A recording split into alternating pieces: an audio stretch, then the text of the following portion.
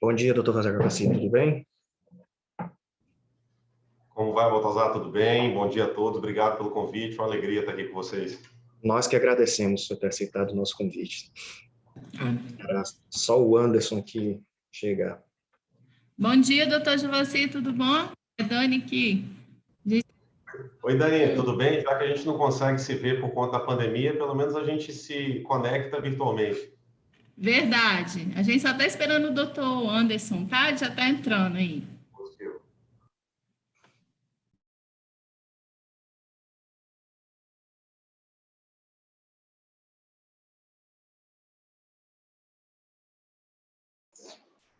Bom dia.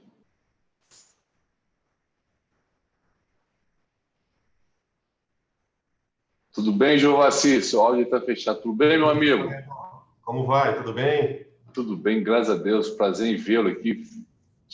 Vim aqui deixar um abraço aqui para você, meu amigo. Alegria. Obrigado aí pela honra e estou à disposição, viu?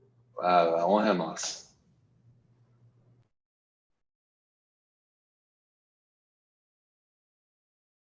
E aí, meu coordenador, bom dia.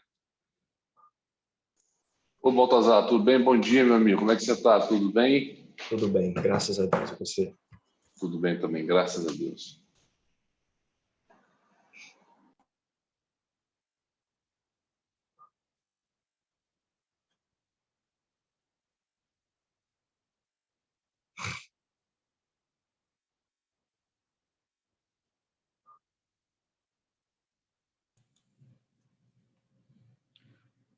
O doutor Anderson já está entrando, tá? Só um minutinho aí, por favor, que ele está com um probleminha na internet, mas entre uns 2 minutinhos ele já está aí.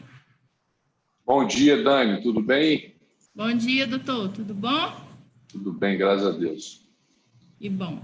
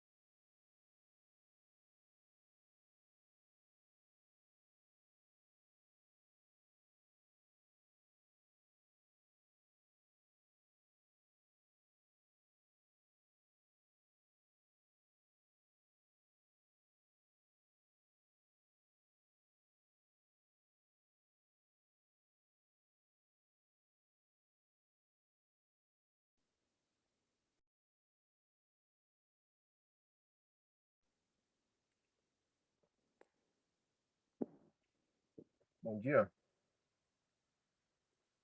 Bom dia, Anderson. Vai bater o carro não, né?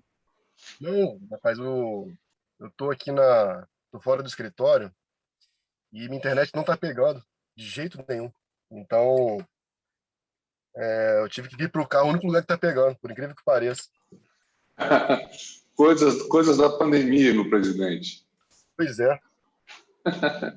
Estava lá tentando fazer isso, eu fui pro carro, ver. Eu estava funcionando aqui quando eu estava no carro, então voltei e tá funcionando. Vai ligar aqui, senão eu vou fritar aqui dentro.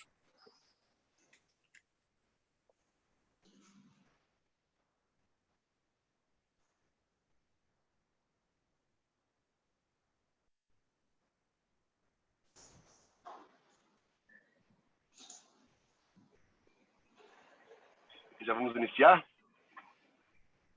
A bola está com vocês. Vamos ser pontuais, né? Vamos lá.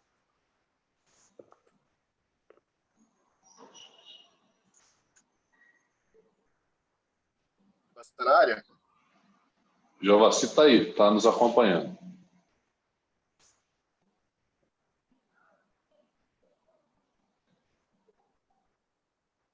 Vamos lá, vamos começar? Podemos, Anderson. Pode fazer a abertura aí. Bom dia, Advocacia Criminal Capixaba. É uma grande satisfação iniciar mais um projeto, agora em parceria com a Comissão da Jovem Advocacia, através aí hoje pessoalizado no presidente Baltazar Bittencourt.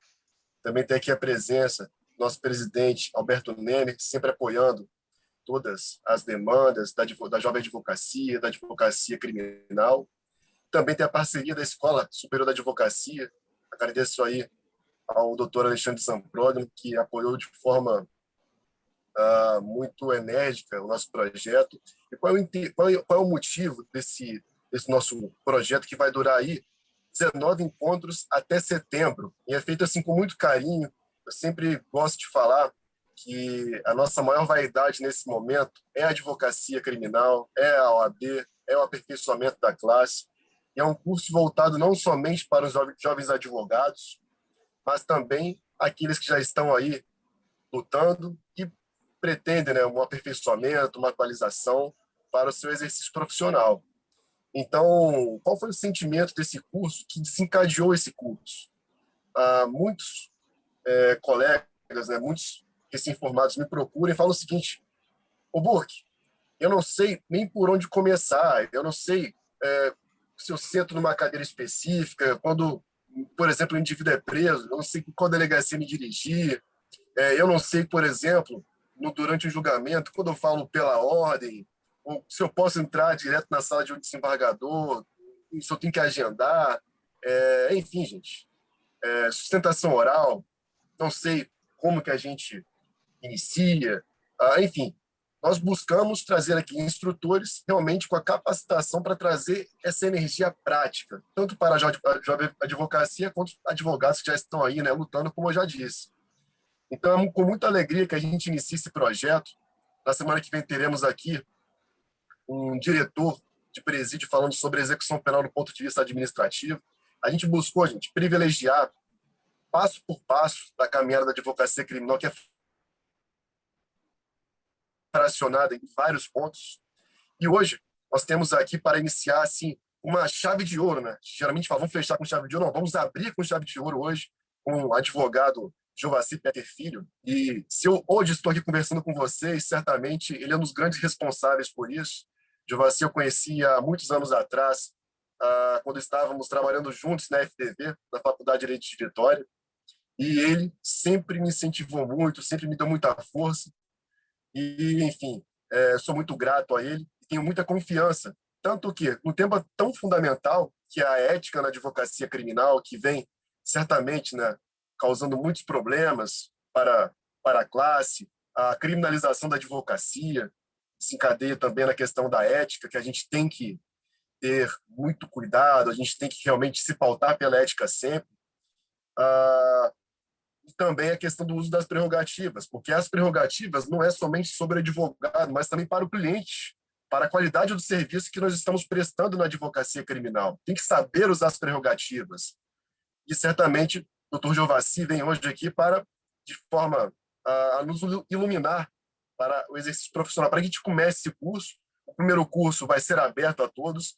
Do segundo encontro em diante, da semana que vem, terá que ser feita inscrição, vai ser cobrado um valor simbólico através da Escola Superior da Advocacia da ESA.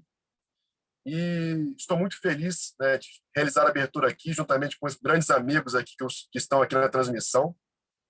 E convido mais uma vez a todos para usufruírem da melhor maneira desse curso e, certamente, né, crescerem juntos, porque é o que nós precisamos. Estarmos unidos nesse momento de pandemia que é difícil, mas sabe, a OAB está lutando e olhando por todos nós. Tá certo? Passo a palavra ao presidente da Jovem Advocacia, Baltazar Bittencourt, para que também faça aqui a abertura desse projeto. Gente, um bom dia. Anderson, muito obrigado pela parceria, parabéns pelo comprometimento que você tem com a Comissão da Advocacia Criminal e Políticas Penitenciárias. Esse curso será certamente magnífico. Agradecer o apoio de sempre da coordenação de comissões aqui, em nome do nosso coordenador, doutor Alberto Nemer, que sempre nos apoia e que sempre nos ajuda a realizar esses eventos magníficos. E agradecer o Jovassi, grande referência, tem um livro magnífico, depois ele pode falar também para o pessoal, principalmente para a jovem advocacia, pode trilhar aí alguns caminhos, né, mostrar alguns caminhos a serem trilhados pelos jovens advogados, e esse tema que ele vai falar é de suma importância, são os temas que eu mais gosto de falar e de ouvir, ética e prerrogativa, principalmente para a jovem advocacia e a advocacia criminal. O jovem advogado, ele tem muito receio de como lidar frente ao desrespeito às prerrogativas que ele sofre, por causa da falta de experiência, falta do jogo de cintura. Então, ouvir profissionais do calibre do Dr. Jovassi falar sobre esse tema, certamente vai contribuir para a formação aí do jovem advogado da advocacia criminal. Então, antes de passar a palavra para o Dr. Jovassi, queria passar para o nosso coordenador, Alberto, também, para tecer os comentários iniciais. Coordenador. Obrigado, Baltazar. Bom dia, meus amigos. Muito feliz de estar aqui, ladeados por grandes advogados, Dr. Baltazar, Dr. Anderson, Dr. Jovassi. E não poderia deixar de vir aqui, Jovassi, deixar um fraterno abraço a você, registrar minha admiração pela pessoa que você é, pelo advogado também, e dizer que é um tema muito importante, né? Prerrogativas e ética na advocacia. E esses assuntos sempre são necessários trazer à tona, trazer ao debate. Digo isso porque também estou hoje também na presidência do Tribunal de Ética e Disciplina e vejo que, infelizmente, alguns colegas acreditam que o Código de Ética e Disciplina só serve para passar na prova da OAB, né? Esquece depois de exercer de aplicar durante a sua vida profissional, onde é realmente o mais importante. Então, também queria aqui deixar registrado meus parabéns ao Anderson, que vem desempenhando um papel fundamental nessa comissão, além de um amigo, um grande advogado, está abrilhantando, junto com os demais membros, a advocacia criminal. E também deixar meu abraço ao Baltazar, que é um grande líder da jovem advocacia, e deixar também que estou sempre à disposição de vocês, e não vou falar muito, porque eu estou ansioso para ouvir meu querido amigo e professor, Dr. Jovassi. Se acha que ninguém tem mais para falar, já passa a palavra direto para você, Jovassi. Seja bem-vindo.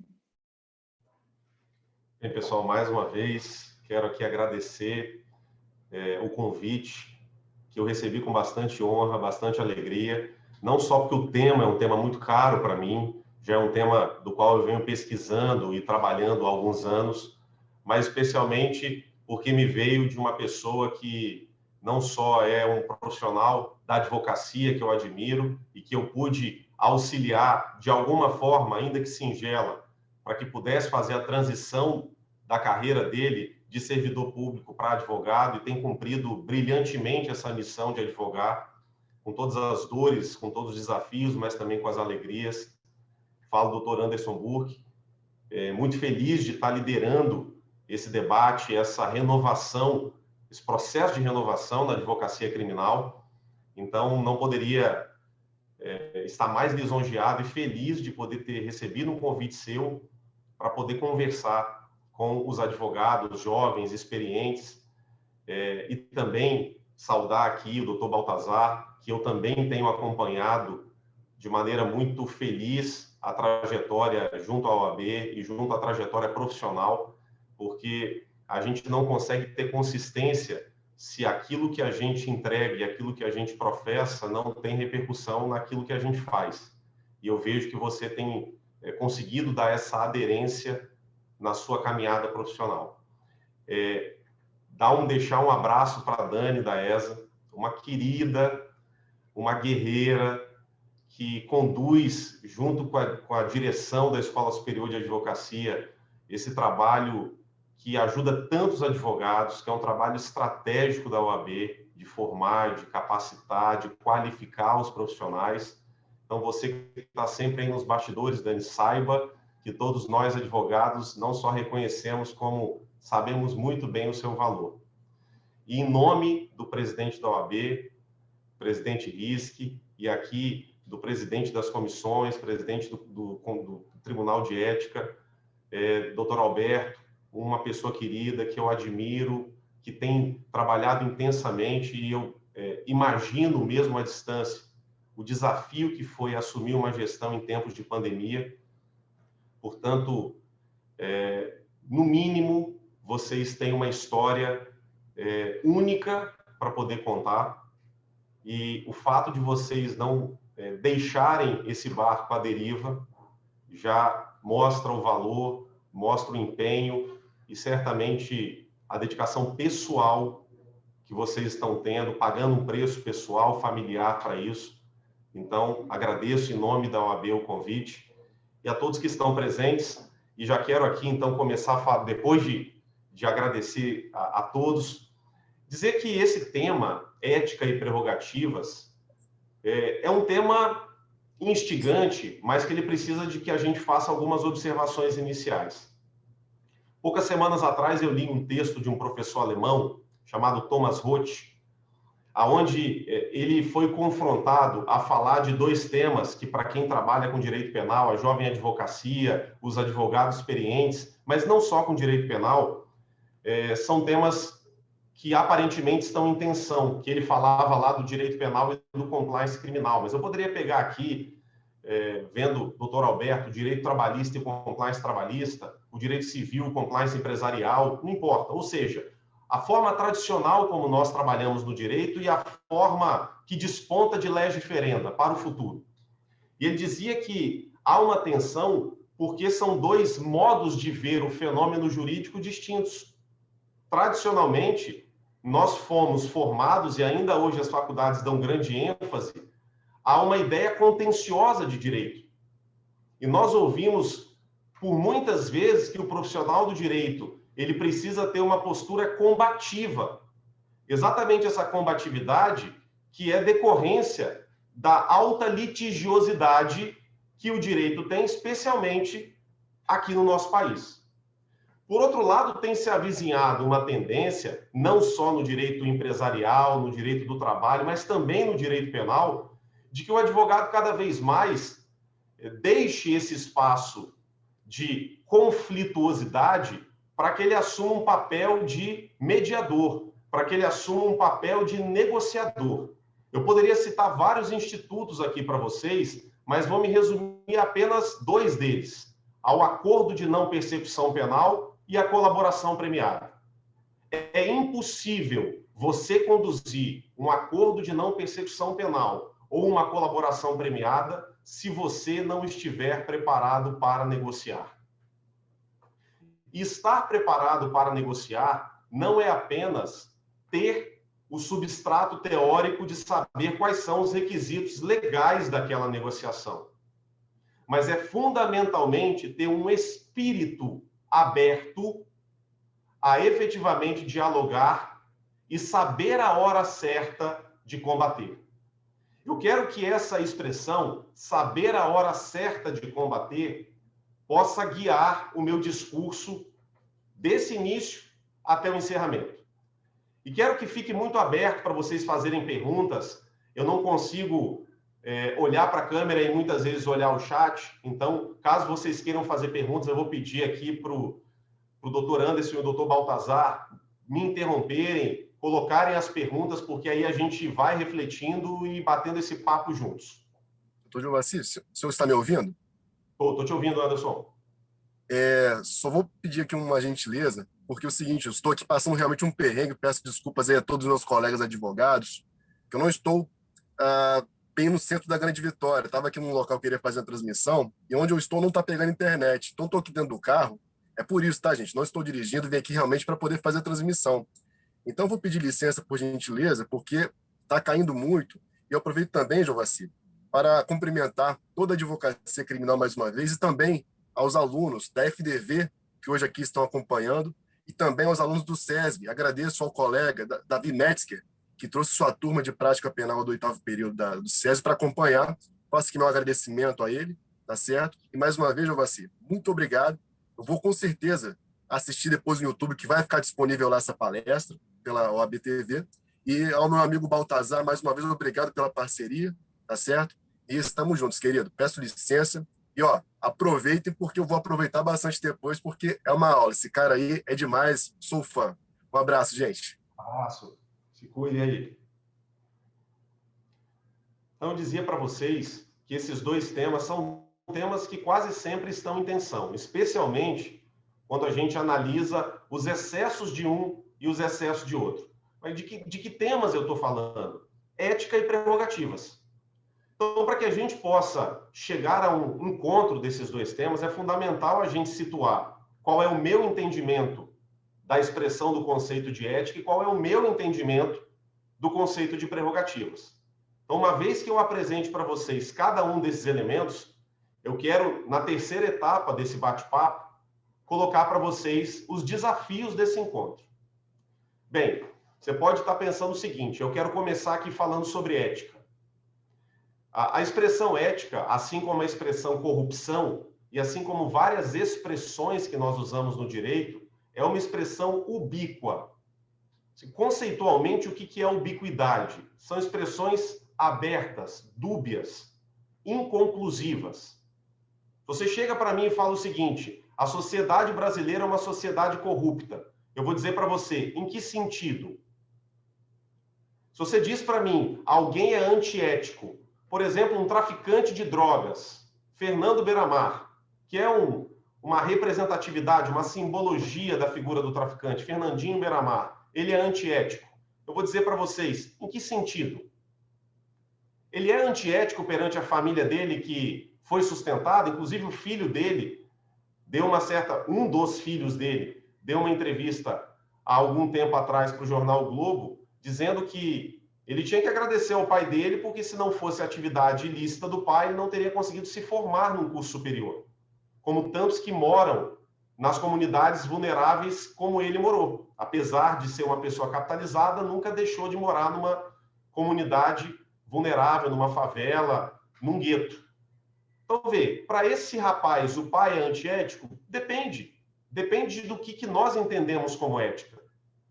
E diante de tantos conceitos que passam, por exemplo, pelos conceitos filosóficos de Platão, Aristóteles, Sócrates, e chegam em conceitos como Kant, a gente tem que se situar. E eu gosto muito de um conceito aristotélico que diz que ética é a melhor vida que nós podemos viver. Portanto, ética, dentro de um conceito aristotélico, que não é meu, portanto, é um conceito clássico, diz respeito a um equilíbrio entre aquilo que eu professo e aquilo que eu faço. Diz respeito a uma coerência de vida.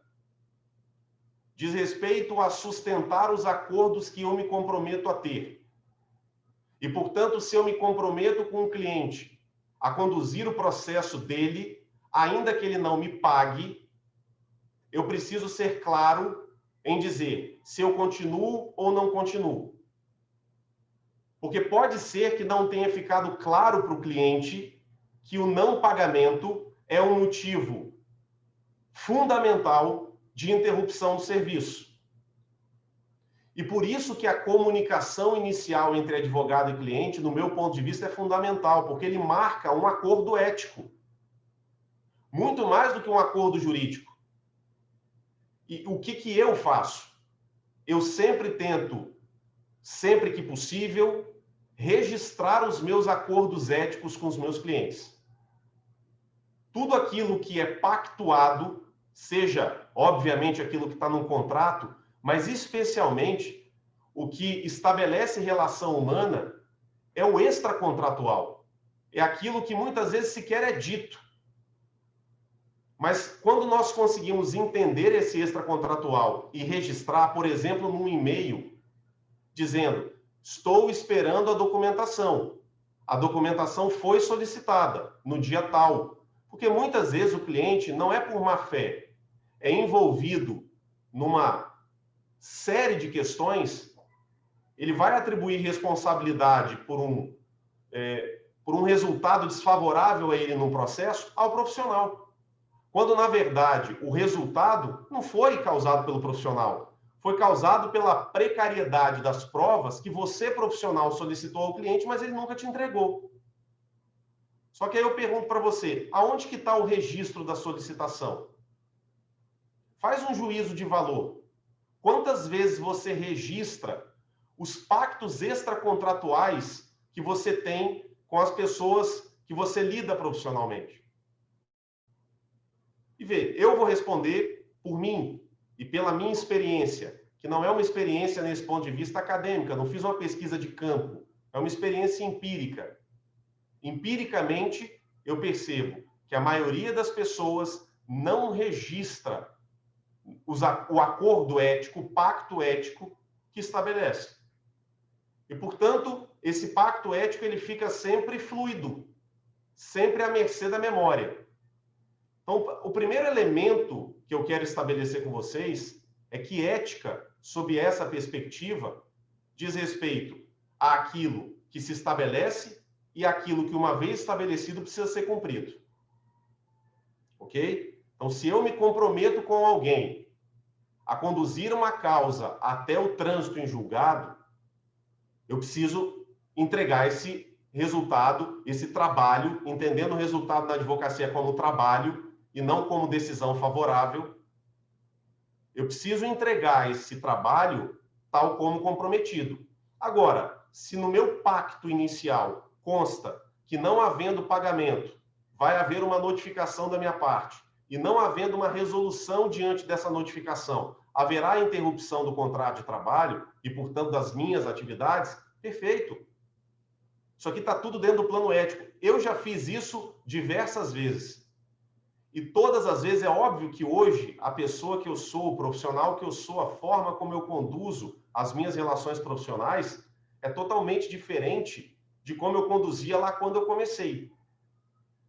Até porque eu tenho uma premissa de dizer que quando eu comecei, poucas foram as pessoas que me diziam o que hoje eu posso dizer aqui para vocês. Então, se há um benefício dessa nossa geração, e pelo menos eu falo por mim, falo por várias pessoas que dedicam o seu tempo, e tempo é dinheiro e tempo é vida, e portanto dedicam a sua vida a fazer com que a vida de outras pessoas que eu nem conheço sejam um pouco melhores do que a vida que eu tive. Então, quando a gente muitas vezes fala que está desencantado com a sociedade brasileira, esse momento em que nós estamos tendo aqui, em que eu não estou cobrando nada, em que a OAB não está cobrando nada de vocês. É um momento de troca gratuita e genuína, aonde eu estou passando para vocês uma série de experiências que eu demorei anos para entender, para absorver e para olhar para as cicatrizes e ver que eu não podia fazer da mesma forma, que eu precisava fazer diferente. Portanto, a premissa que eu parto é que vocês e muitas pessoas que eu tenho condição de conversar sobre advocacia vão ter outros problemas, outros desafios, como, por exemplo, advogar em tempos de pandemia. Mas, certamente, esses desafios que eu passei, que tantos passaram e que podem graciosamente compartilhar com vocês, eu espero que sejam desafios menos dolorosos do que eu passei. Ok? Portanto, o seu compromisso, e isso é muito importante, o seu compromisso ético é com o seu cliente. Por que eu estou forçando muito isso? A gente precisa, muitas vezes, olhar para o espelho e entender que a advocacia não é sobre o advogado. A advocacia é sobre o interesse de um terceiro que é patrocinado pelo advogado. Portanto, não foi uma, duas, três vezes em que eu mesmo me vi preocupado com o meu ego. E entrei em brigas, e aí não foi combatividade, foi discussão mesmo, bate-boca, porque eu me sentia violado no meu ego. E muitas vezes eu expus o meu cliente a problemas que eram meu e do profissional que estava do outro lado da mesa.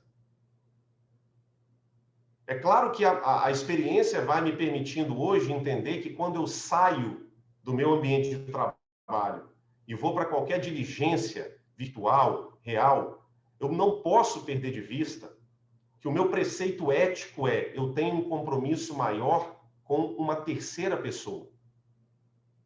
É mais ou menos aqui, para quem tem filhos. Eu tenho alguns. Muitas vezes, para não dizer todos os dias, eu estou cansado, fisicamente esgotado, mentalmente cansado. Eu e a minha esposa, em tempos de pandemia, a gente, não só nós, mas milhares de brasileiros, milhares de cidadãos no mundo, se tornaram professores de educação infantil de uma hora para outra. Ao mesmo tempo em que a demanda de trabalho e atenção aumentou. Estou dizendo isso para vocês porque os meus filhos não têm nada a ver com o meu cansaço. Nada a ver. Eu os coloquei, o pacto constitutivo da vida deles foi meu e da minha esposa. A responsabilidade é nossa. O seu mau humor, os seus problemas pessoais, eles precisam esperar um pouquinho quando você está diante de um desafio que é maior que você.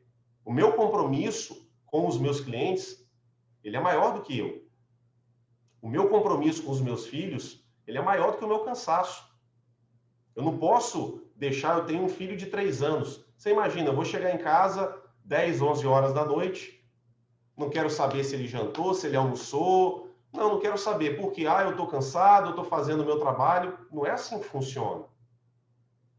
Então, assim, na advocacia, tal como na vida, a gente, como um malabarista, fica tentando equilibrar vários malabares ao mesmo tempo.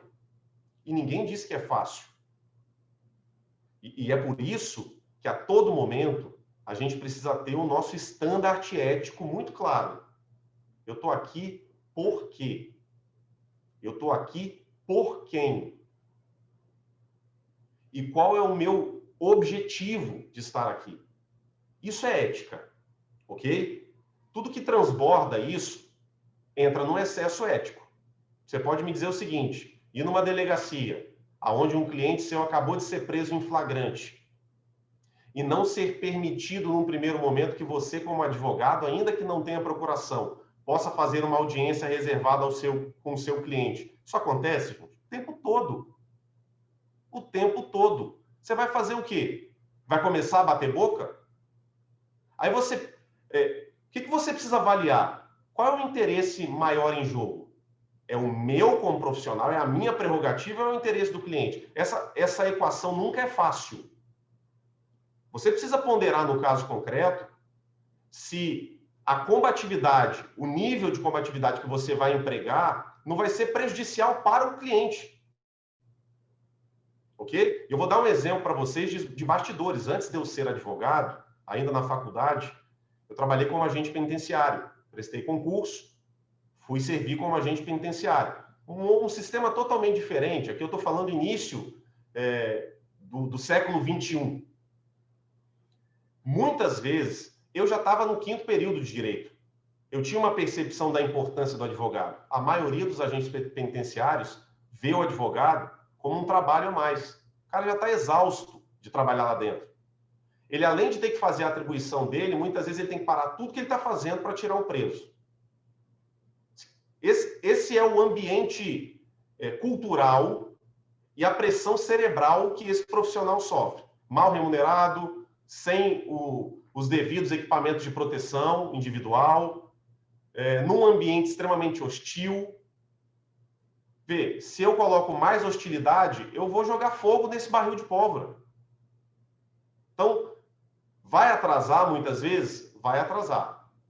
Como é que eu faço para tentar viabilizar um tratamento melhor? criando conexões humanas. E isso nem sempre acontece do dia para a noite. Ok? Portanto, tem algumas brigas que você precisa avaliar no caso concreto se vale a pena você assumir.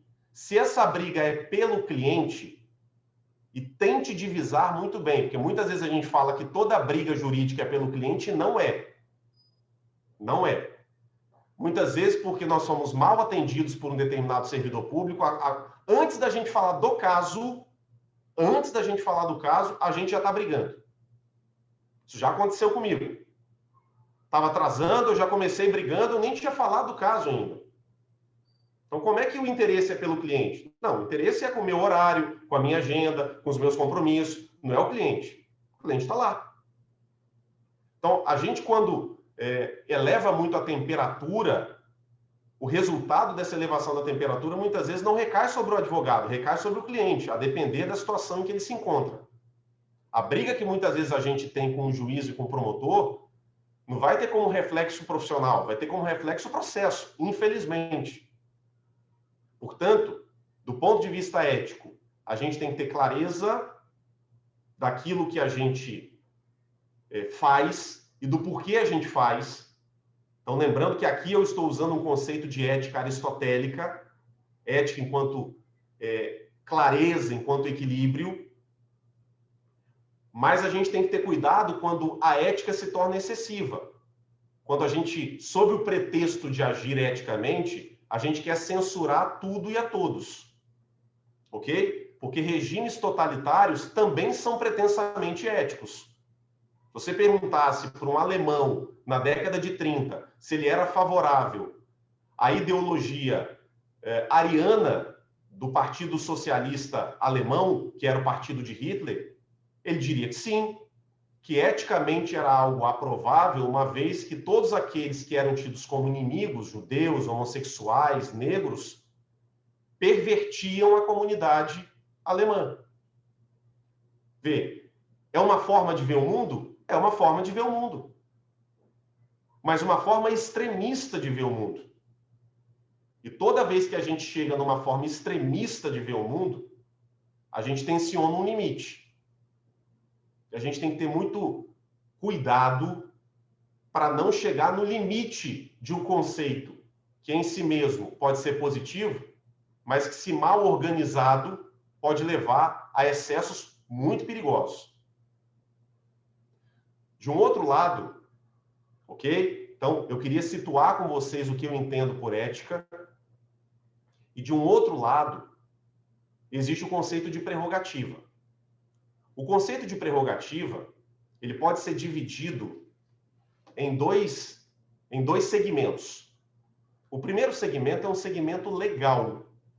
O conceito de prerrogativa é um conceito previsto no Estatuto da OAB. Estatuto esse que é uma lei, a 8.904, de 1994.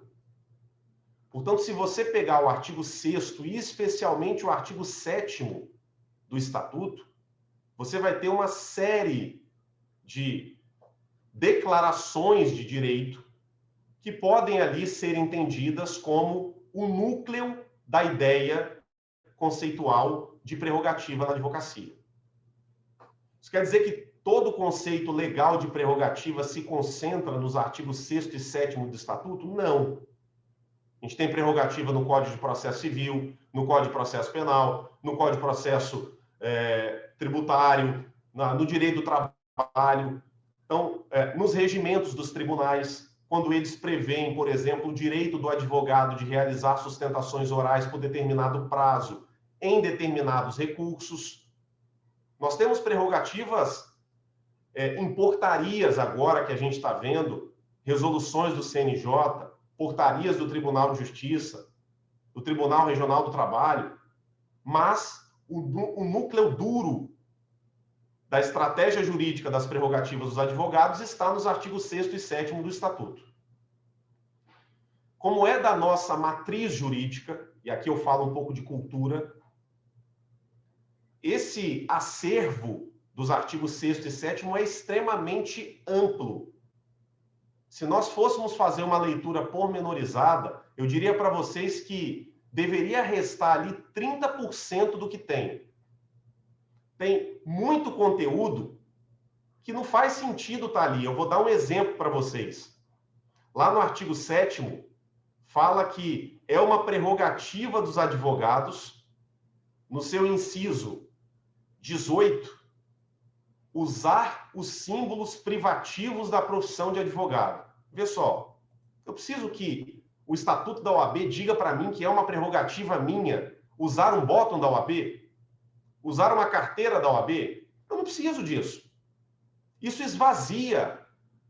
Ao contrário de inflar, na verdade, esvazia o que deveria ser nuclear da ideia de prerrogativa. Então, se você contar entre o artigo 6º e os dispositivos do artigo 7º, nós temos quase 30 dispositivos. É muita coisa. É muita coisa. Mas eu quero passar por alguns deles com vocês e retratar algumas histórias que eu passei em torno de algum deles. Ok? Então, do ponto de vista das prerrogativas, uma ideia, um segmento é a ideia de prerrogativa legal, e depois eu vou passar com vocês para a ideia de prerrogativa do ponto de vista subjetivo. E aí já não é a objetividade da lei. Mas vê, passando lá no artigo 6º, olha o que diz o artigo 6º do Estatuto. Não há hierarquia e nem subordinação entre advogados, magistrados e membros. De cara aqui, de partida, a gente vê que a ideia da lei é muito interessante. Só que para qualquer um que já fez uma audiência presencial, sabe que esse caput do artigo 6º, ele não resiste à própria estrutura e arquitetura de uma sala de audiência. A arquitetura de uma sala de audiência foi feita para dizer quem está no meio manda, quem está do lado direito manda junto e quem está embaixo obedece. Olha como que tem uma simbologia em torno da atual estrutura arquitetônica de uma sala de audiência. Quem está sentado à direita de Deus Pai Todo-Poderoso. É basicamente um pódio, né, Jovas? Primeiro, segundo. Eu diria que mais do que um pódio, ele é uma simbologia religiosa. Quando a gente muitas vezes ouve que os magistrados se sentem Deus, isso não é só uma fala. Isso está retratado em procedimentos judiciais. Então, por que o promotor ele não está sentado à esquerda? Por que sentado à direita não está, por exemplo, um defensor público? Ou o próprio assessor do juiz? Se vamos pensar que as coisas na natureza não são aleatórias. A gente precisa entender a simbologia, o quanto de simbólico tem nesses atos. Portanto, a gente sim está diante de um sistema de justiça desigual. A gente precisa partir dessa premissa. A igualdade preconizada no artigo 6º é uma igualdade formal, não é uma igualdade material, ainda. Então, a gente precisa entender que sim, nós, na prática, tensionamos essa igualdade, para que em algum momento ela se torne uma igualdade material. Talvez alguns aqui saibam, mas o Instituto Brasileiro de Direito Processual, o IBDP, já apresentou um projeto legislativo para alterar a conformação das salas de audiência, fazendo que tanto juízes quanto promotores, defensores e advogados sentem no mesmo patamar e de maneira triangular, porque eles partem da ideia que se a relação processual é uma relação classicamente triangular, não faz sentido que a gente tenha um desequilíbrio simbólico tal como existe hoje. Ok? Mas isso ainda não foi alterado na prática. Então, a gente precisa entender... Jovassi, desculpa te interromper. No júri, isso já tá vendo algum movimento nesse sentido, né? Eu percebi algumas alterações de colocar juiz e promotor no mesmo plano, no mesmo plano tanto dos jurados quanto dos advogados e do defensor público. Mas ainda existe uma posição centralizada do juiz e à direita dele, o Ministério Público, né? Exatamente. E você tem toda a razão. Do ponto de vista simbólico, o Tribunal do Júri, de fato, é o que mais se aproxima de um anseio popular. O que mais se aproxima de uma ideia de isonomia, do ponto de vista simbólico. Mas a gente ainda assim tem questões a avançar, porque, por exemplo, durante uma sessão plenária de júri, a defesa vai sentar distante dos tomadores de decisão. Mas é bem verdade, vai sentar mais próximo dos jurados. Ok? Então, sob essa perspectiva, sim, a defesa vai ter uma proximidade maior com os jurados. Mas se a gente considerar, especialmente em comarcas do interior, em que a figura do servidor público ainda é uma figura que representa uma instância de poder muito valorizada, a fala do juiz e a fala do promotor tem um peso enorme, tanto em comunidades, em jurados muito vulneráveis do ponto de vista social, quanto em comunidades do interior. Portanto, essa percepção prévia, para quem vai fazer um júri, já é um conhecimento de campo. Vê, eu preciso entender quem são os jurados. Qual é a formação técnica desses jurados? Qual é a formação acadêmica, escolar? Porque se você vai fazer um júri no interior, você precisa entender há quanto tempo esse juiz está na comarca. Se é um juiz que está na comarca há 30 anos, tudo que ele diz tem um peso diferente de você que acabou de chegar na comarca para fazer um júri. Há quanto tempo esse promotor está na comarca? Tudo isso tem reflexo na percepção que os jurados terão da fala de cada um desses atores. Ok? Isso também é prerrogativa. Avaliar isso também é prerrogativa. Mas vê, vou falar alguns dos incisos de forma bem prática que dizem respeito à prerrogativa legal. Primeiro que eu quero comentar com vocês é o inciso 2º do artigo 7º, que fala sobre a inviolabilidade dos escritórios de advocacia. Então, os escritórios de advocacia são invioláveis desde que o uso do escritório seja para a prática de advocacia. Eu quero aqui fazer um registro, porque hoje no Brasil, do ponto de vista da criminalização da advocacia, e esse movimento existe, tem se tentado quase que, na maioria das vezes, colocar o advogado em posição de coautoria com seu cliente. Portanto, para nós advogados, no momento que nós estamos vivendo, e não tem nada de política isso, tá? Isso é um momento global.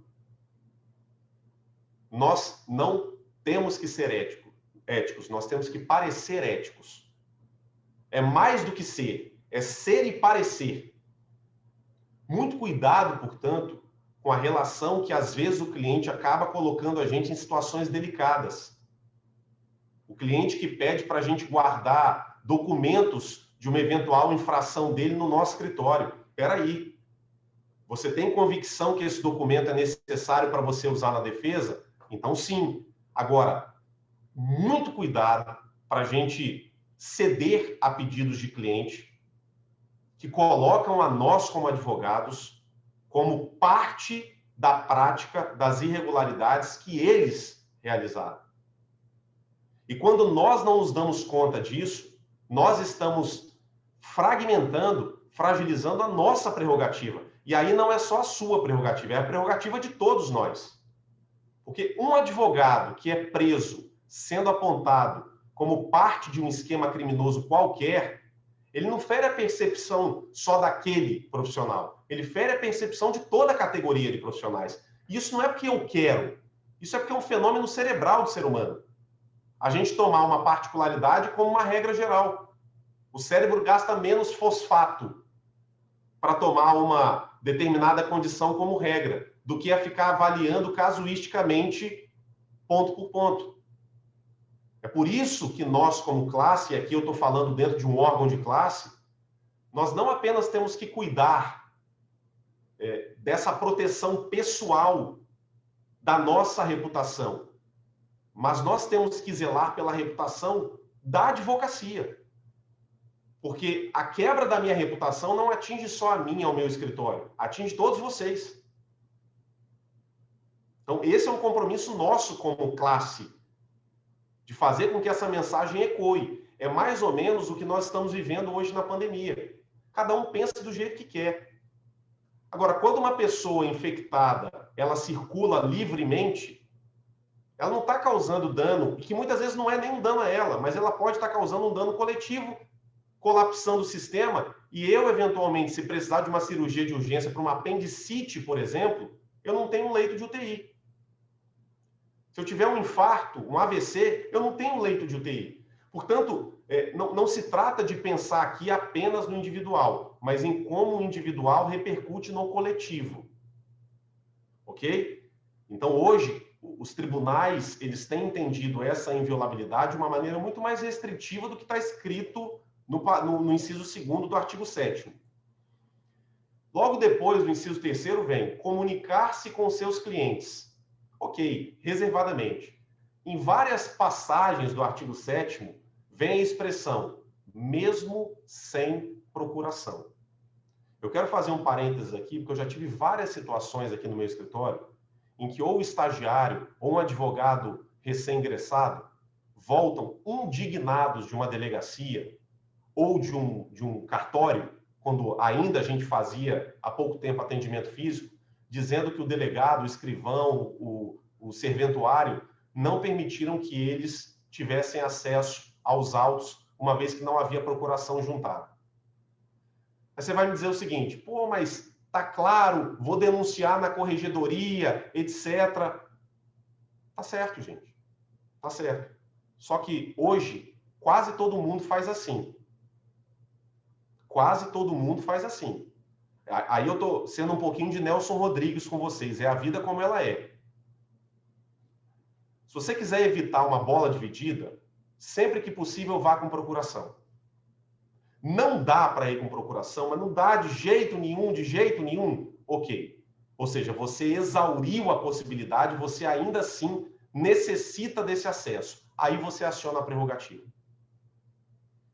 Porque não adianta que eu querer dar aula de direito para o delegado, para o escrivão, para o cartorário, para o juiz, dizendo o senhor está cometendo uma violação ao estatuto da OAB. Vou usar aqui uma expressão só para vocês entenderem o que a gente sente na prática. Eles estão cagando para isso. Estão cagando para isso. Sabe por quê? Vai dar nada. Ah, mas esse discurso seu é fatalista. Não, eu não estou dizendo que nós não devemos nos insurgir contra isso. Eu estou dizendo que o tanto quanto possível, evite essa insurgência. Evite. Porque tem-se constituído e consolidado uma cultura jurídica de restrição ao acesso de autos. Não sou eu que estou dizendo isso. Isso é a jurisprudência que aponta nesse sentido. Ok? Então, é uma prerrogativa? É uma prerrogativa. Está prevista em lei? Está prevista em lei. Só que, na prática, ela quase nunca é exercida dessa maneira. E a gente sempre fica à mercê da boa vontade do profissional que está do outro lado da mesa. E eu não quero depender de boa vontade. Assim, depender de boa vontade é algo muito arriscado. Dependa de você. Dependa das variáveis, sempre que possível, das variáveis que estão sobre o seu controle. Então, se tem uma dica que eu diria para vocês, sempre que possível, apresentem-se com procuração. Surpreendam quem está do outro lado da mesa. Vocês não vão dar margem para que a pessoa coloque qualquer tipo de dificuldade na sua intervenção. De fato, se for algo urgente, necessário e respaldado, aí sim, se apresente sem procuração. Agora, normalmente, o advogado, ele sempre é provocado, ele é instado por alguém para poder ver um processo, para poder analisar uns autos ou fazer uma visita para alguém. Tenha registro disso. Às vezes a família te manda um e-mail, você fala o seguinte, me manda um e-mail aqui, imprime e fala, tá aqui, ó, é o e-mail da família. Se você não cumprir, eu vou representar contra o senhor porque o senhor está violando isso aqui. Ou seja, você percebe que tem algo a mais? Se você puder levar um algo a mais, você sai da paisagem. De novo, não é o cenário ideal. Não é o mundo ideal. O mundo ideal é que nós não precisássemos disso. Mas essa é a vida como ela é. Esse é o mundo real. Uma outra questão que diz aqui é que a gente, no inciso 4º do artigo 7º, que nós advogados podemos ingressar livremente nas salas e sessões, mesmo nos espaços reservados aos magistrados. Vou dizer para vocês que eu nunca fiz isso. E nem vou tentar fazer só para dizer que tem o direito previsto lá no inciso 4º, a linha A. Não preciso disso.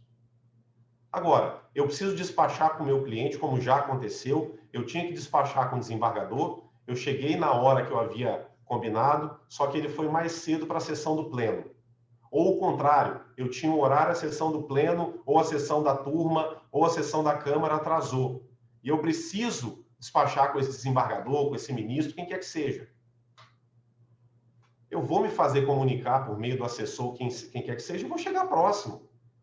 Mas assim, eu não preciso, de súbito, quebrar o protocolo. Percebe? Eu não preciso criar mal-estar. Eu vou cumprir a minha missão do mesmo jeito. De uma forma diplomática, de uma forma negociadora. Ok? Então, o fato de ter uma previsão legal não me garante que automaticamente ela será exercida. Logo abaixo, diz que os advogados serão atendidos mesmo fora de hora do expediente, independente da presença dos seus titulares. De novo, a gente precisa ter uma dose de razoabilidade. Todo mundo está querendo resolver os seus próprios problemas. O agente penitenciário quer resolver os deles, nós queremos resolver o nosso e o do cliente, o promotor quer resolver o dele, o juiz quer resolver o dele. Então, a gente tem que dar uma forma, criar uma alternativa criativa e inteligente de fazer com que o nosso problema não gere problema para o outro. E aí a gente começa a entrar numa área que é mais fácil transitar. Então, várias vezes, eu tive que voltar ao mesmo juiz para despachar o mesmo pedido. Eu chegava para despachar com hora marcada, aí você vai me dizer, mas o estatuto fala que não precisa ter hora marcada. Vamos entender, na prática, estou considerando aqui o cenário correto, tá? Juízes e juízas que trabalham corretamente estão assoberbados de trabalho com equipe muito pequena. Não tem problema nenhum eu chegar e marcar horário para ir. Isso até me facilita. Até me facilita. Agora, não deu, eu precisei chegar no fórum para fazer outras coisas e tem uma urgência para despachar, claro que eu vou me apresentar. Agora, se o juiz não puder, ou de alguma forma não estiver no gabinete, o que eu vou fazer? Despacho com o assessor. Você vai falar, poxa, mas não é a mesma coisa, mas é melhor do que nada. Eu não briguei, eu despachei com o assessor, que na maior das vezes é quem vai fazer a minuta da decisão. A gente tem a falsa impressão de que despachar com o juiz é fundamental, depende do juiz, depende da juíza. Porque quando eles têm assessores altamente diligentes, é o assessor que toma a decisão. E, obviamente, alinhado com o modo de pensar do magistrado, da magistrada. Portanto, se a gente tiver essa leitura, despachar com o assessor ou com a assessora é mais estratégico do que despachar com o magistrado ou com a magistrada. A gente não se desgasta, o assessor normalmente está quase sempre disponível, é muito difícil, foram raríssimas vezes em que eu tive dificuldade de despachar com assessores, não preciso marcar para despachar, e quando eu despacho com o assessor e ele percebe a complexidade, ele mesmo reporta, doutor, eu acho que essa questão é melhor se eu despachar com a doutora ou com o doutor juiz. Perfeito. Percebe que eu ganhei esse acesso sem precisar de pedir? Fora que, quando ele for dar um recado para abrir a agenda do juiz, ele já vai fazer o resumo do caso daquilo que eu quero que ele transmita. Então, isso é estratégia. Não adianta eu ir a campo querendo resolver tudo de qualquer forma, porque não é assim na vida da gente, não é assim. Eu acordei hoje. Tá, você acordou hoje. Qual é a sua programação? O que está na sua agenda? Tem esse evento 9h30. Se a gente não tiver o mínimo de controle dos nossos compromissos, a gente absolutamente não faz nada. Ou faz tudo e chega no final do dia percebendo que o dia praticamente não rendeu. Fizemos 1 milhão de coisas e não tivemos essa percepção. Então, percebe? Estratégia. O judiciário está mudando. O volume de processos só aumenta e a estrutura não acompanha esse aumento. Se nós não formos criativos, se nós não entregarmos soluções, a gente só vai entrar em bola dividida. Só vai entrar em fratura exposta. E, ao fim e ao cabo, essa corda, essa fratura, em que eu acabei de falar para vocês. Simbolicamente, quem é o membro mais vulnerável da relação? Se você está numa relação de direito público, é o advogado. Se você está numa relação de direito privado, provavelmente vai ser aquele que tem uma tese mais fraca, ou uma tese minoritária, ou que é de um escritório menor. E é assim. É assim, é a vida como ela é, de novo. É mecanismo perceptório humano. O julgador é um ser humano. E como ser humano, a gente faz essa percepção. Imagina que você sai agora, vá na praia, andar na praia, final da tarde, a praia vazia, segurança, tal, você vai andar na praia. Aí você está vendo de longe 2 cachorros. Um Doberman, ou um pastor alemão, e você está vendo um cachorro, um Pinscher. E você tem a opção de escolher. Você pode ir mais próximo do Pinscher ou mais próximo do Doberman, ou do pastor alemão, ou do Pitbull, que você não sabe qual é a postura desse cachorro. A nossa percepção de risco vai fazer com que a gente adote um caminho que seja um risco menor. Isso quer dizer que um Pinscher vai me dar menos trabalho do que um Pitbull? Não.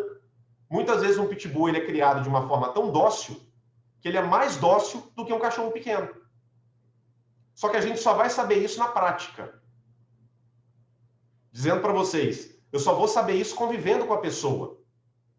Eu só vou saber isso num processo de conexão, onde eu vou conhecendo o juiz vai me conhecendo, a gente vez ou outra puxa de um lado, puxa de outro, e ele vai vendo o seguinte, caramba, eu vou dar um exemplo para vocês. Semana retrasada, eu patrocino, eu tenho um processo na primeira vara criminal de Vitória, vara privativa do júri, onde eu consegui um habeas corpus, nós conseguimos um habeas corpus há 3 anos para o cliente, portanto, responde em liberdade. Esse habeas corpus foi conseguido no STJ, e o STJ, ao conceder a liberdade, não fixou nenhuma cautelar, ok? Então, não era uma liberdade provisória, porque não era uma liberdade com cautelares. Pois bem, eu fiz um requerimento, réu solto, a pauta provavelmente vai ficar para 2022, quiçá agora para 2023, eu fiz um requerimento para que fosse, caso o julgamento fosse marcado para esse ano, fosse realizado mediante videoconferência. Tudo certo, tá, gente? Sempre comunicando, tranquilo. Entra um promotor novo, promotor que eu conheço profissionalmente, que atuava no outro órgão do Ministério Público. O promotor novo, não lendo o anexo, o apenso do processo, que é o habeas corpus, com a decisão do STJ, ele apresenta uma manifestação dizendo o seguinte: absurda a manifestação da defesa que, tendo obtido o benefício de responder o processo em liberdade, não foi com essas palavras, tá? Mas com esse sentido, tenha a audácia de requerer a audiência por videoconferência. Não só o Ministério Público opina contrariamente ao requerimento, como requer a expedição de mandado de prisão preventiva, uma vez que o réu, se não quer ir à audiência, provavelmente, se condenado, se furtará a cumprir a lei penal. Você pega uma decisão dessa, gente, você tem vontade de pisar na decisão, assim, para falar o mínimo. E aí entra de novo aquilo que a gente estava conversando. Quem é o principal interessado aqui? É o cliente. Esse promotor não leu os autos, esse promotor não sabe do que ele estava falando, esse promotor colocou o cliente numa situação extremamente delicada, porque ele é uma figura de autoridade. O que cabe ao advogado? No mesmo dia, nós fizemos uma manifestação detalhando que era inconcebível a aplicação de qualquer medida restritiva de liberdade, tendo em vista a decisão do STJ, e de mais a mais. em se tratando de uma pessoa que é do grupo de risco, se não for deferida a videoconferência, será aguardado o fim da pandemia, que não se sabe se quando o grupo de risco vai ter o dever de comparecer. Não é o direito, é o dever de comparecer. E, por fim, que desde 2008, quando houve uma alteração no procedimento do júri, a presença do réu é dispensável para o segmento das audiências em plenário. Que antes de 2008, sem a presença do réu, não se tinha julgamento em plenário. Depois de 2008, mesmo ausente o réu, é possível julgamento em plenário. Feito isso, fui despachar com o juiz. Fui duro no despacho.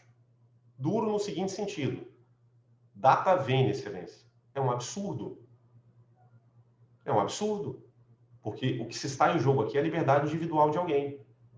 Conheço esse promotor, até aonde me consta é uma pessoa séria, mas que provavelmente não conhece do procedimento de júri e não leu os autos. Não sei se ele ou se o assessor. O juiz não tinha nada que falar. Falou, não, doutor, tá ótimo. Tá entendido. Eu sei da decisão, conheço da decisão. Ponto, gente. Meu papel está cumprido. Eu posso pegar a caneta da mão do juiz e dar a decisão? Não. Vamos imaginar hipoteticamente que esse juiz expeça o mandado de prisão. Eu vou lá e vou esbravejar com o juiz? Não. Qual é a minha arma? A caneta. A minha arma é a caneta. A minha arma é o meu conhecimento técnico de fazer a coisa que precisa ser feita com a máxima brevidade possível. Adianto atacar o juiz, atacar o promotor, dizer publicamente que são pessoas que não estudam, que estão de má fé.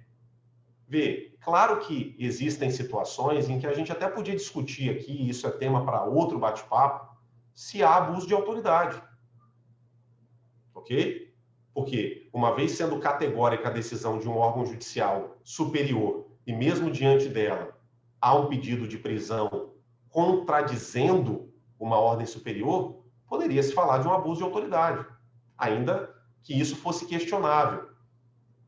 Mas não é o que eu quero agora. Até porque não vai ser esse juiz e esse promotor que vão definir ao final o caso. Eu só preciso marcar a posição. Então, muitas vezes, a ideia de prerrogativa não é uma ideia de resolutibilidade. A ideia de prerrogativa é uma ideia de marcar posição. Eu posso não ter conseguido o acesso aos autos que eu queria, mas o senhor, doutor, vai ter que protocolar essa petição aonde eu esclareço que, tentando, não obtive acesso. Quantas vezes nós formalizamos a nossa insurgência? E pode ter absoluta certeza que todas as vezes que nós formalizamos uma insurgência, nos autos, tá? Nos autos, a postura já muda imediatamente. Imediatamente. Final do ano passado, eu acompanho um inquérito policial numa cidade do interior, em que o delegado teve uma postura, no meu ponto de vista, suspeita, dando uma celeridade ao caso fora do comum. Fora do comum. Recesso judiciário iniciava no dia 20 de dezembro. 20 de dezembro. Delegado marca oitiva de várias testemunhas e dos acusados no dia 28 de dezembro.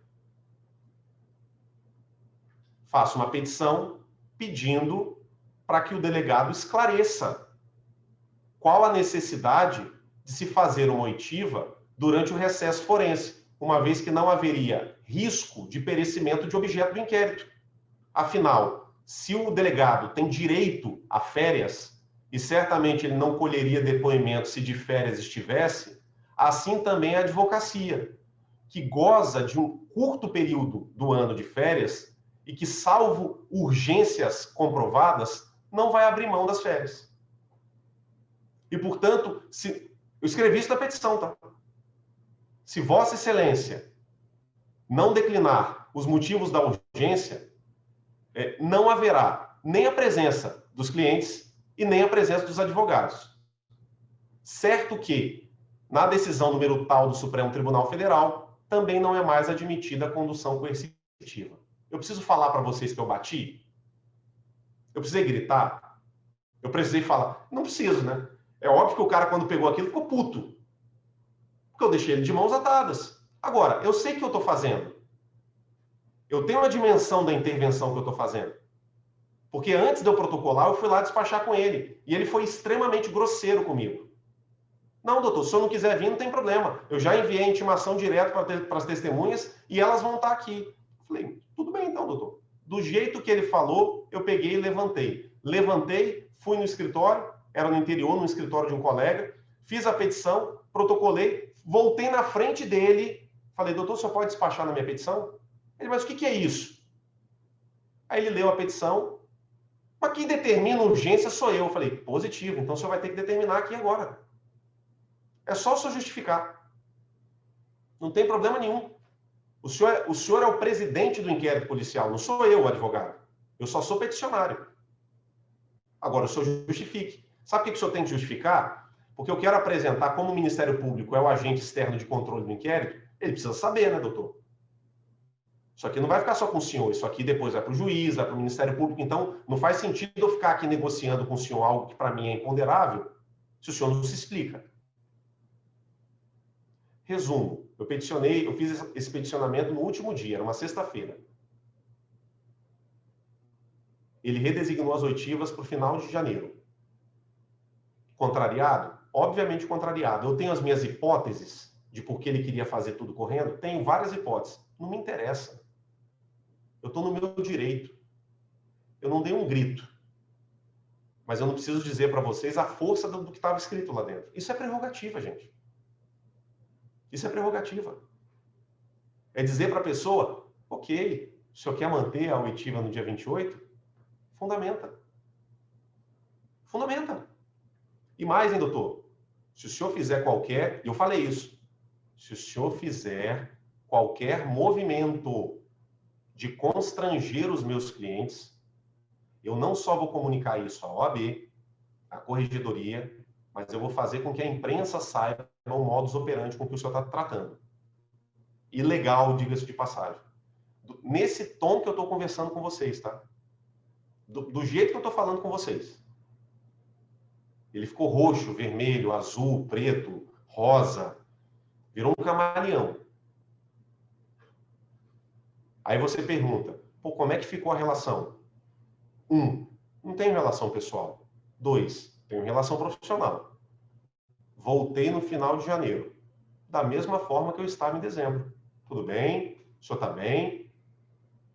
Tudo transcorreu da mesma forma. Sabe por quê? Se o cara quiser fazer uma sacanagem, não é comigo, ou com os clientes, ele vai ter que justificar.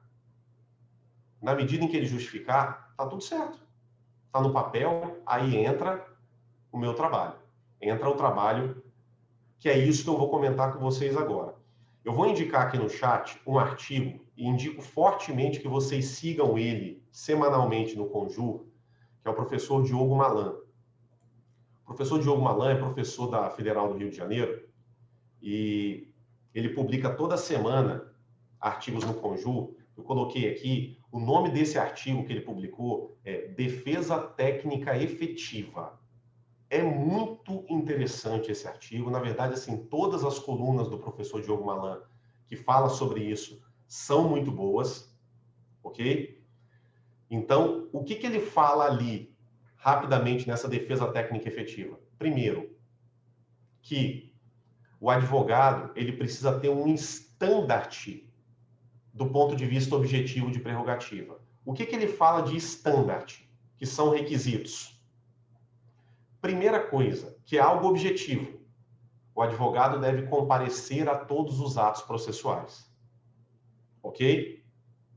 Somente se ausentar de maneira justificada. Eu dei um exemplo. Eu me ausentei da intimação do dia 28 de dezembro, justificadamente e de maneira antecipada. 2. É fundamental que o advogado, a advogada, se manifeste nos autos por meio de petição. é fundamental que a gente expresse formalmente o nosso descontentamento ou os acertos de maneira técnica. 3. É necessário que o advogado não seja mero espectador, mas que ele seja ativo no sentido de fazer requerimento probatório. Você desconcerta a autoridade pública e mesmo a outra parte, o ex-adverso, quando, além de um mero espectador, além de um advogado que está ali para sustentar uma defesa, você pauta o processo. Ok? Então, essas observações, e depois eu posso mandar para vocês outras observações que eu tenho sobre o artigo 7º, eu quero terminar a parte objetiva e já indo para os finalmente. O Anderson tinha falado do meu livro, e eu tenho alguns livros aqui. Esse livro, por acaso, tem o nome de Pela Ordem.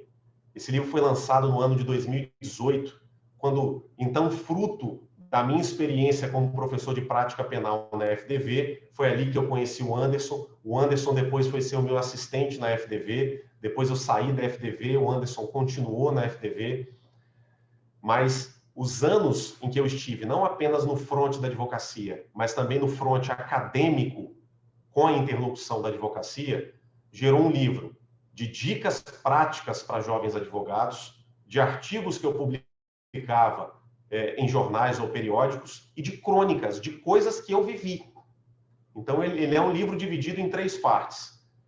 Eu tenho ainda alguns exemplares que eu sempre guardo, porque esse livro, para mim, não me fez bem apenas escrever, ele me fez muito bem escrever, em voltar no tempo, em dar sentido às coisas que eu vivi em forma de palavras, mas a minha maior felicidade foi ver o quanto que ele ajudou muitas pessoas que precisavam de dicas rápidas e práticas no início da profissão. Pra vocês terem uma ideia, o artigo em que eu falo de 6 dicas para despachar com o juiz, eu escrevi com um juiz de São Paulo, que se formou comigo na faculdade. Então eu cheguei para ele e falei o seguinte: o que você, como magistrado, identifica que é efetivo num despacho de um advogado? E aí nós começamos a conversar, trocamos vários e-mails e chegamos a 6 itens que são indispensáveis para um advogado surpreender positivamente o magistrado. Você tem também o das petições, não é? Da petição, as dicas para petição. Exato. Então, assim, tem dicas sobre peticionamento, tem dicas sobre sustentação oral. Essa dica de sustentação oral, por exemplo, eu escrevi depois de uma sessão em que eu sustentei no tribunal. Eu me lembro perfeitamente que essas coisas marcam. Era uma quarta-feira, dia de sessão criminal. Eu fui fazer uma sustentação de um caso complexo na primeira Câmara Criminal do Tribunal de Justiça aqui do Estado. Eu cheguei cedo, pedi preferência. Para vocês terem uma ideia, eu fui o 18º da lista de preferência.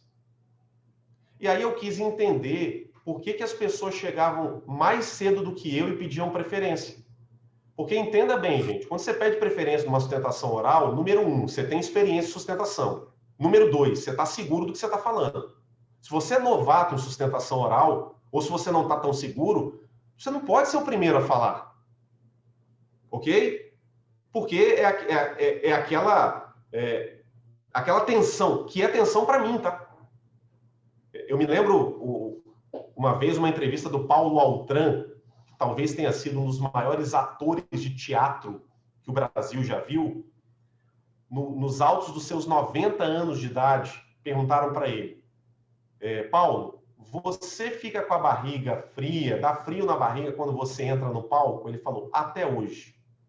E o dia em que isso não acontecer, é a hora de parar. O dia em que eu não ficar nervoso para fazer uma sustentação oral, para fazer uma audiência, de 2 uma. Ou eu relaxei com o caso, ou eu relaxei com a minha condução profissional. E isso por uma questão simples. Você não controla as variáveis que estão do outro lado da mesa. Se você vai numa sessão, numa audiência de guarda baixa, e guarda baixa não é ser agressivo. Aí a diferença de combatividade para agressividade. Guarda alta, ou seja, preparado, é você estar preparado para qualquer adversidade. O dia que você vai despreparado é o dia em que o juiz acordou mal, brigou com a esposa, separou, que a juíza está atrasada, que os problemas pessoais dela estão vindo à tona e que ela vai ser extremamente ignorante com você e te desconcerta, a ponto de tudo aquilo que você preparou dar branco. E aí a sua audiência foi por água abaixo. E muitas vezes é a última e única oportunidade que você tem de fazer uma prova oral. Por isso, o nervosismo, e aí, de certa maneira, o medo, ele é um bom aliado. O medo só trava a gente em excesso. Mas o medo, que eu vou aqui fazer a substituição pela cautela, ele é um ótimo ingrediente para análise de risco. Ótimo. E aí, voltando à minha sessão, 18º da ordem de preferência. Dos 17 antes de mim, 15 eram advogados que estavam fazendo sustentação pela primeira vez. Não é que eram jovens advogados, não, gente. Tá? Ser jovem advogado é uma dádiva. É uma dádiva. Se você sabe aproveitar o quanto de experiência você pode absorver, é uma dádiva. Você está vivendo ao vivo as mudanças. Vocês têm uma capacidade de resiliência, de adaptabilidade muito maior.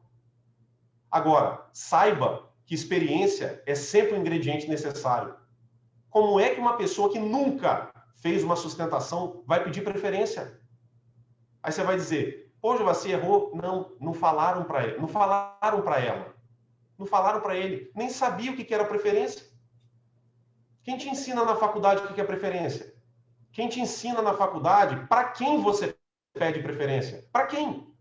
Ah, mas eu falo com quem? Com o desembargador, com o presidente? Não, gente. No começo, vamos pensar que começo é igual para todo mundo, tá? É igual andar de bicicleta. Não adianta você querer empinar a bicicleta se você não sabe ficar em pé em cima dela. Andar de rodinha, devagar, depois você tira a rodinha, vai desequilibrar, vai cair, até você sentir segurança nesse instrumento.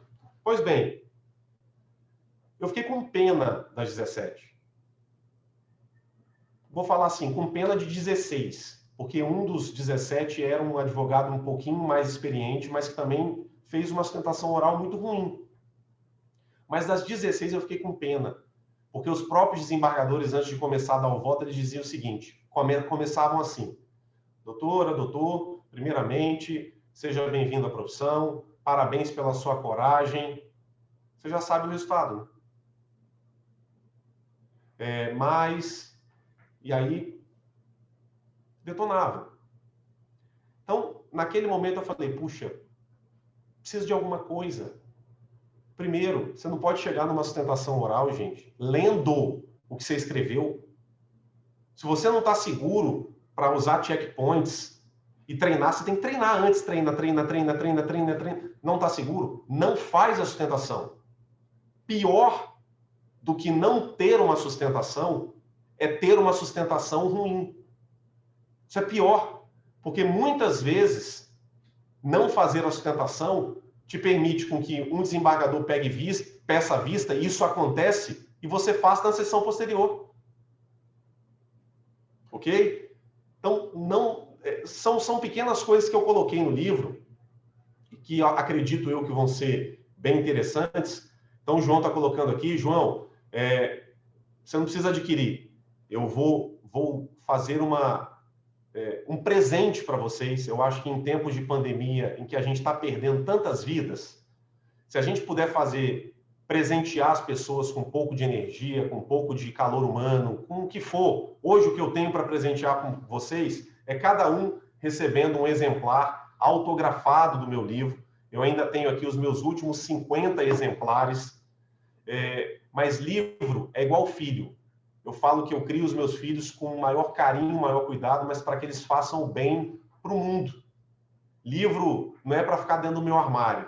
É para que vocês usem, mandem foto para mim, digam que a petição de vocês ficou melhor, a sustentação oral de vocês ficou melhor, que vocês se sentem mais seguros. Essa é a minha realização. Então, Baltazar, vou pedir depois para você me enviar uma lista com os nomes de todo mundo. Eu acredito até que alguns já tenham um livro, com os nomes de todos os que não possuem o livro. Vou autografar, vou deixar depois com o Baltazar, e aí a OAB viabiliza, ou de repente vocês pegam lá, mas acho que o momento agora é da gente se cuidar. E aí eu quero encerrar a minha fala dizendo que, para além da prerrogativa objetiva, exerçam, treinem as suas habilidades subjetivas. Técnica é fundamental, gente. Técnica é pré-requisito. Leiam, estudem, tirem dúvidas. Acabei de passar para vocês o link dos artigos do professor Diogo. Imagina, são artigos de uma densidade que estão gratuitos. Gratuitos.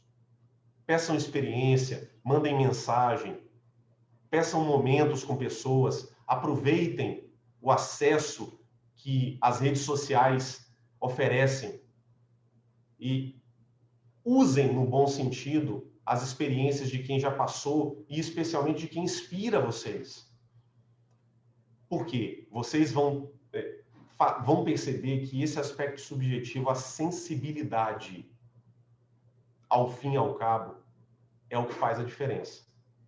Eu comprei, na semana retrasada, um livro que eu já queria ler há muito tempo, não tem nada a ver de direito.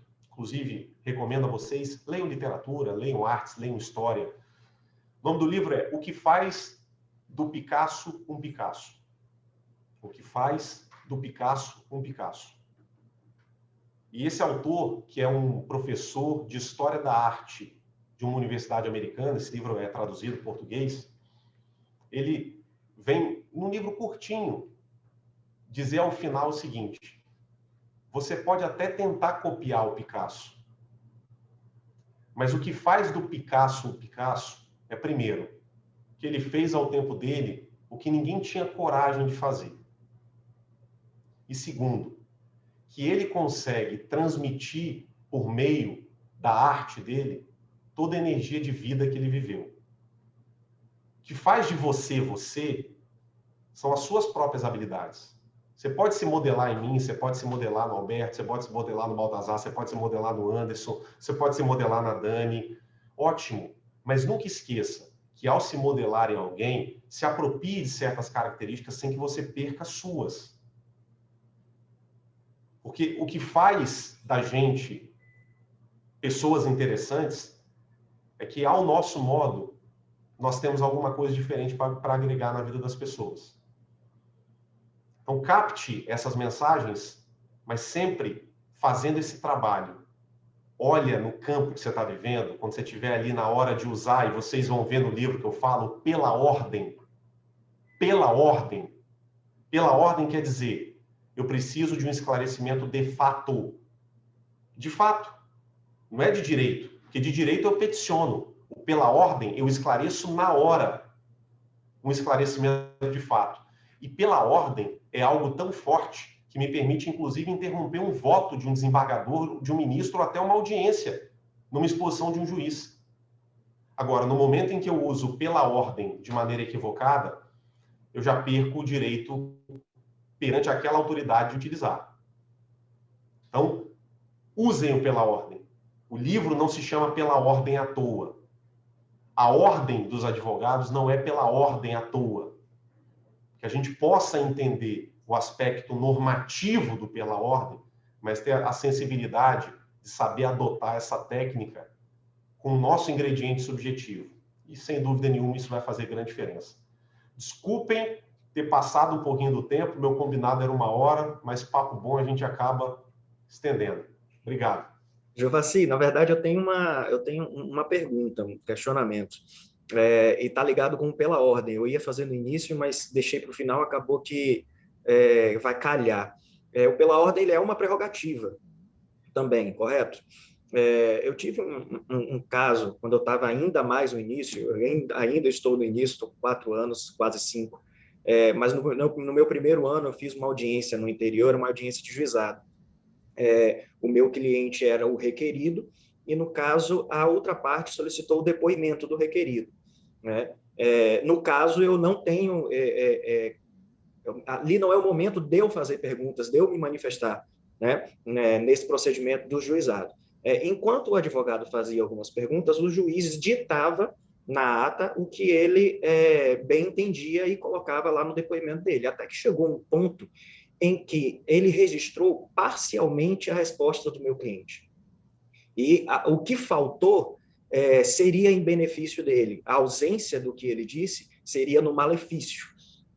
ali eu fiquei numa grande encruzilhada, porque ali a gente estava numa comarca que só tinha um juiz, e eu, obviamente, sem experiência, sem jogo de cintura, eu fiquei com receio de me manifestar, de interromper aquele procedimento em que, em tese, eu não deveria me manifestar, para pedir para constar aquilo que ele realmente disse. E eu fiquei naquela coisa, que coloca na balança. Vale a pena me desgastar, mas é também em benefício e em prejuízo do meu cliente. Naquele momento, eu entendi que o benefício ou o prejuízo do meu cliente pesava muito mais do que o desgaste que eu poderia ter com o magistrado. E aí foi a primeira vez que eu me utilizei do pela ordem para interromper um magistrado. Não sei nem se eu fiz de forma corretamente técnica, se é o pela ordem, tecnicamente o termo ali correto para eu proferir, mas eu utilizei pela ordem, que eu queria esclarecer, na verdade, uma questão de fato, que era que o meu cliente tinha realmente dito. Antes de eu explicar qual era o meu motivo, ele cassou a minha palavra dentro da audiência. Ele falou, doutor, estou cassando a palavra do senhor na audiência. E eu me manifestei pela ordem novamente e pedi para ele constar em ata que eu tinha me manifestado pela ordem e que ele tinha cassado a minha palavra. Ele se recusou a constar em ata, eu tirei o celular do bolso e coloquei na mesa e falou, então, excelência, a partir de agora eu estou gravando. Até que, depois dele esbravejar, ele refez a pergunta e encostou exatamente aquilo que o cliente tinha dito. Mas foi um desgaste enorme. E principalmente para a jovem advocacia busca a todo custo evitar esse desgaste no início da carreira. Então, a minha pergunta é a seguinte, como equalizar esse desgaste com a luta e a defesa pelas nossas prerrogativas? Porque quando você vê um desrespeito, eu entendo dessa forma, quando você vê um desrespeito a uma prerrogativa que a gente pode considerar ínfimo, por exemplo, ser uma advogada pedir para abrir a bolsa de uma advogada e revistar alguma coisa, os pertences pessoais de uma advogada. Em tese, a advogada está ali levando, não tem nada, não tem nenhum sigilo, e ela deixa. Mas a partir do momento em que a gente permite desrespeitos ínfimos às prerrogativas, a gente não está criando uma bola de neve para que esses desrespeitos eles se tornem cada vez mais recorrentes e cada vez mais em questões mais importantes. Então, a minha pergunta é essa, como equalizar essa divergência entre se desgastar e realmente lutar pelas prerrogativas? Bem, a pergunta é extremamente interessante e vou dizer que você utilizou corretamente, na minha percepção, pela ordem. Eu não falei isso, mas eu quero deixar aqui já consignado para vocês. Não existe certo e errado, gente. Existem percepções de como nós usamos a prerrogativa. Pode ser que alguém tenha uma percepção diferente da minha e que funcione. Mas dentro disso que eu tenho colocado para vocês, Baltazar, tem certas brigas que a gente não pode deixar de entrar. Tem certas lutas que a gente não pode deixar de travar. A questão toda é que você lutou sem precisar de ser agressivo. Ou utilizando uma expressão da psicologia, você instrumentalizou a sua agressividade. Ela não estava espalhada. Você não precisou esbravejar. Olha a melhor forma de você gritar. Você tirou o celular e botou. Eu ia falar exatamente isso. Hoje nós temos um aliado a nosso favor, que é a tecnologia. Você quer constranger algum abusador de prerrogativa? É você dizer o seguinte, dá licença, estou gravando. Tudo bem, só pode fazer. Eu estou gravando. Então, outro exemplo que foi excelente é você pedir para constar em ata. Tudo bem, excelência. O senhor não vai fazer a pergunta que eu solicitei? Então, o senhor consta em ata. Que a defesa, que o requerente solicitou a pergunta e que ela foi indeferida pelo magistrado. Ok. Sem mais, gente. Por quê? Você já sabe que lá na frente você vai poder utilizar isso. Acabou. Agora, se chegar nesse ponto extremo, e pode acontecer, nesse ponto extremo, do juiz falar o seguinte, não consto e estou cassando a sua palavra. E tocasse a audiência como se nada tivesse acontecido. Como se você não estivesse ali. Aí sim, nesse momento, a gente precisa entender que essa é uma luta que a gente precisa travar. Ok? E aí, Baltazar, quando você fala da questão de como evitar, bem, a gente evita treinando. Eu vou fazer uma analogia aqui. Como é que um bombeiro evita se ferir num incêndio? Vocês já devem ter visto que os bombeiros eles fazem treinamento de incêndio sem incêndio. Óbvio. Porque no incêndio, eles não podem ter dúvida do que eles vão fazer. Eles têm que chegar lá e fazer. Se você ficar na dúvida, será que eu entro aqui? Será que essa ocasião é para usar a mangueira de água? Ou não, aqui é extintor? Não dá, gente, é tudo muito rápido. Quando a gente tem que agir, você tem que estar com o plano de ação já na sua cabeça. É para isso que servem os treinamentos. Talvez a gente tenha que explorar mais esse tipo de situação simulada. Como é que você faz numa situação como essa? Por exemplo, que o Baltazar colocou. Como é que você faz numa situação como a minha? Que você está diante de uma autoridade que está forçando a barra para realizar um ato. Como é que você faz? Percebe? Então, a jovem advocacia precisa ter planos diante dessas situações. E, principalmente, tá? Essas são as variáveis que a gente controla. O que a gente controla? É estar preparado para as variáveis. Então, se o juiz caçar minha palavra, eu faço o quê? Se o juiz estiver tendencioso para uma parte, eu faço o quê? Se o promotor não estiver na sala e o juiz quiser fazer audiência assim mesmo, eu faço o quê? Ok? Todas as hipóteses, você tem que ter um cardápio de visualizações. Mas ainda assim, você precisa estar preparado sempre para algo diferente que pode acontecer. E é isso que eu falo, não é só para a advocacia não, tá? É para o tempo que a gente está vivendo. Dados da OMS, tá? O mundo está mentalmente doente. Isso quer dizer o seguinte, quem tiver um pouquinho mais saudável mentalmente, sai na frente. Eu tenho batido muito nessa tecla. Nós temos que trabalhar conteúdos de hard skill, que são conteúdos técnicos, sim, mas nós temos que falar também da dificuldade emocional que é a advocacia. Não é brincadeira, gente. Você já deve ter chegado em casa, você, Baltazar, e muitos de vocês, em que vocês terminam um dia, vocês não conseguem fazer nada. Não tem energia mais. A energia foi embora. Sim, isso é sensível. Você sente isso. A advocacia, muitas vezes, é uma profissão que suga da gente uma emoção absurda, porque a gente está ali lutando por interesse dos outros.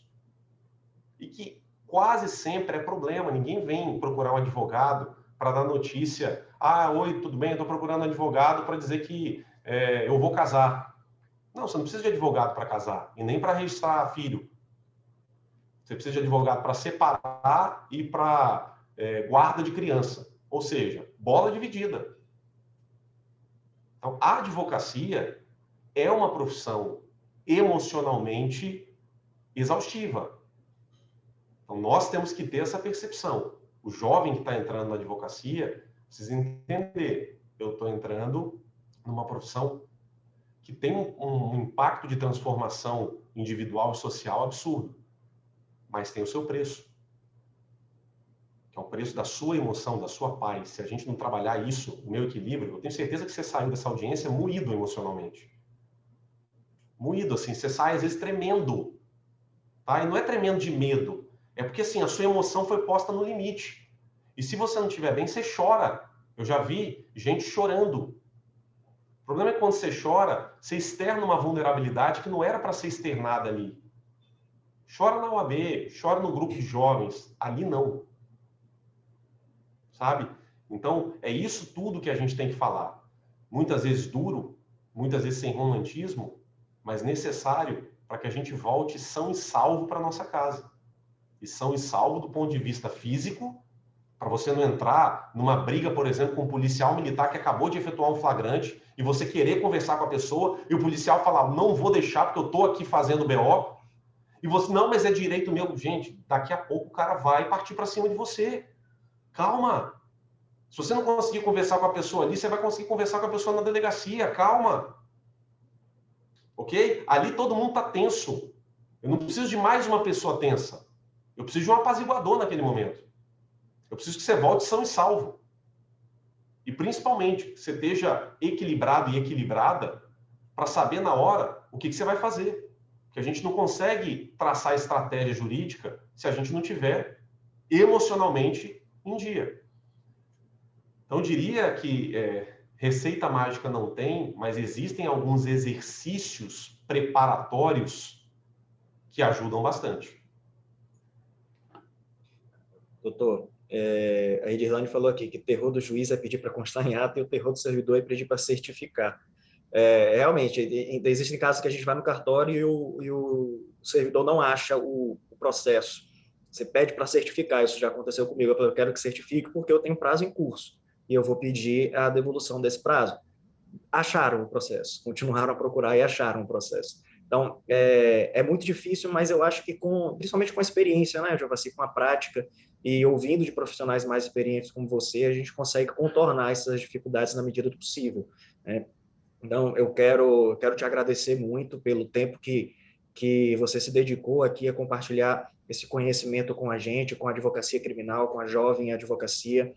Agradecer pelos livros, vamos viabilizar para que todos os presentes recebam os livros. Eu vou pedir para... A gente ter uma lista, mas eu vou pedir para que todos os interessados enviem um e-mail para esse e-mail aqui, o e-mail da Jovem Advocacia, @obs.org.br, Jovem Advocacia. E envie que a gente vai viabilizar, eu marco com você de pegar, eu já tenho o meu autografado já, então a gente disponibiliza aí para o pessoal. Giovassi, muito obrigado, agradecer ao Anderson, agradecer à ESA pela parceria, e ao Alberto, coordenador de comissões, e novamente, Giovassi, eu só tenho realmente a agradecer, conhecimento magnífico, conteúdo magnífico, e devolvo a palavra para as considerações finais. Não, obrigado por todos que ficaram aqui, guerreiros e guerreiras, nessa quase 1h20 que a gente está batendo esse papo. O desafio, sempre que eu falo isso, eu aprendo um pouco mais, por isso que, para mim, esse exercício da fala e da escuta é tão importante. Então, tudo que eu falo para vocês, eu falo para mim também, porque todos os dias eu aprendo sobre prerrogativa, não existe fórmula pronta, existem as estratégias que nós fomos adquirindo que deram certo. E se essas estratégias, como essa que o Baltazar falou, deu certo nesse tipo de situação, pode repetir que vai dar certo em outras, se necessário for. E aí a gente começa a ter um acervo de respostas prontas para situações complexas. Aí a gente vira um bom bombeiro. Às vezes o advogado ele precisa ter essa postura, de saber o instrumento certo para usar com a máxima agilidade e com a melhor eficiência. Então, quero deixar meu abraço, dizer para vocês se cuidarem das famílias de vocês, do emocional de vocês, e eu tenho certeza que a gente vai passar por essa mais forte e, se conseguirmos, extraindo boas lições de vida.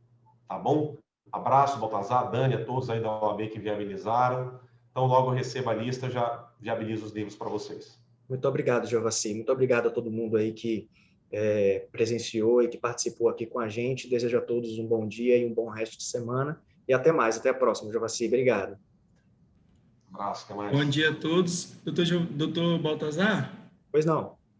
Só lembrar a todos aí que o curso de hoje vai estar lá no YouTube da ESA da OAB, tá? Perfeito, perfeito. Assistir a aula novamente, pode ir lá que daqui 1 hora e meia, a gente vai estar colocando lá no YouTube. Depois me manda o link que eu compartilho no Instagram da comissão. Tá bom, então. Valeu, obrigado, tá? Obrigado, gente. Bom dia aí.